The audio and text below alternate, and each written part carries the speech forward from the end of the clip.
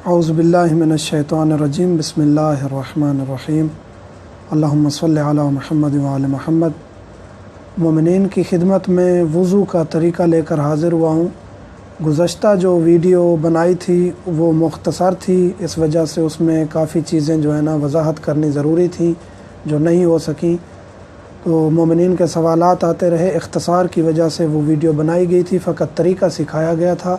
आज इंशाअल्लाह तफसीली तौर पर तमाम तफसीलात के साथ कोशिश करेंगे वज़ू का तरीक़ा सिखाने की।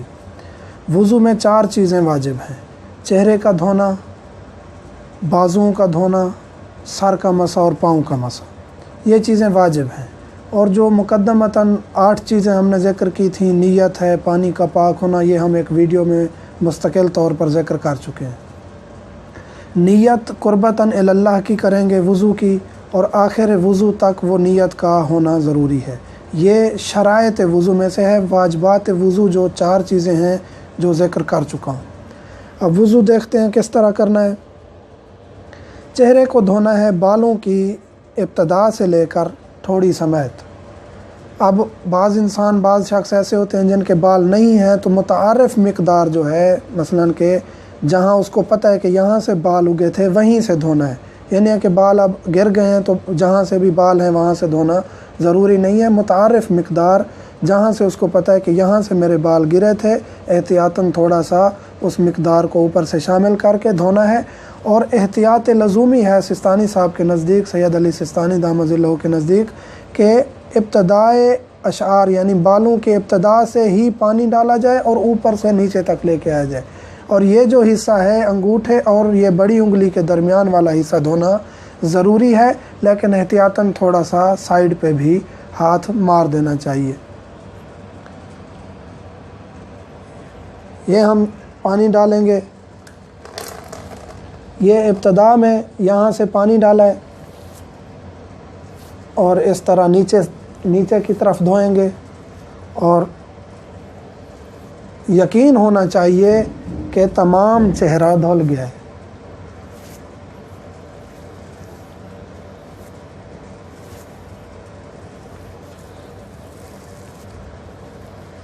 पानी जितनी दफ़ा भी डालें, लेकिन वज़ू की नीयत से एक दफ़ा ही पानी डालेंगे।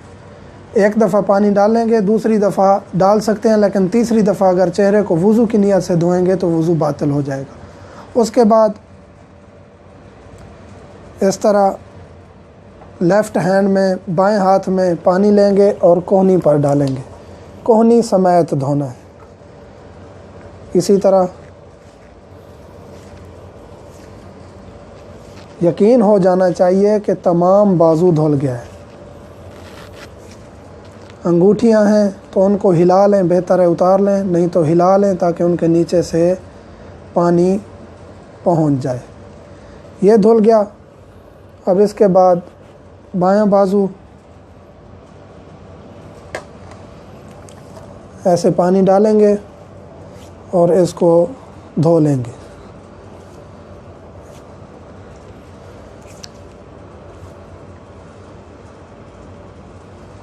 इसके बाद आता है सर का मसा। सर का मसा, ये जो पेशानी है, पेशानी के बिल्कुल सीधा चौथाई हिस्सा सर का बनता है, उस पर आपने मसा करना है। एक उंगली इस साइड से, एक उंगली भी अगर हिला देंगे तो काफ़ी है। मुस्तहब ये है कि 3 उंगलियों का मसा किया जाए। और ज़रूरी नहीं है कि जल्द पर मसा हो। अगर बाल बड़े हैं तो थोड़ा सा भी, अगर जल्द के करीब वाले बालों तक आप पहुँच जाते हैं तो वहाँ आप थोड़ा सा हिला देंगे, इतना एक उंगली की मिकदार तक, तो ये सर का मसा हो जाएगा। उसके बाद पाँव का मसा, ये यहाँ ये उंगलियों से लेकर, उंगलियों के ऊपर वाले हिस्से से लेकर और ये इस जोड़ तक आना है आपने। दाएं हाथ से दायां पाँव और बाएं हाथ से ये बायां पाँव। ये आपका मसा मुकम्मल हो जाएगा।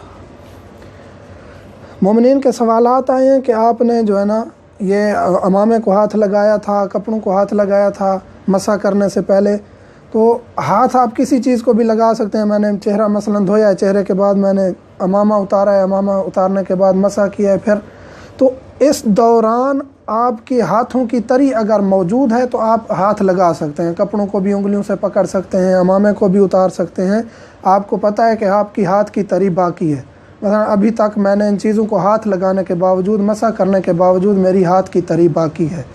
तो ये मोमिनीन का सवाल था कि आपने जो है ना हाथ लगाया कपड़ों को, आप इस मिकदार तक हाथ लगा सकते हैं कि आपको यकीन हो कि आपकी तरी मसे के लिए बाकी है, तो आप वो हाथ लगा सकते हैं।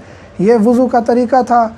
इसमें कुछ मोमिनीन के सवालात थे, तो हमने कहा कि वज़ू को दोबारा करके तफसीली तौर पर बताते हैं। मज़ीद अगर कोई सवालात हों तो हम व्हाट्सएप पर हाज़िर खिदमत हैं।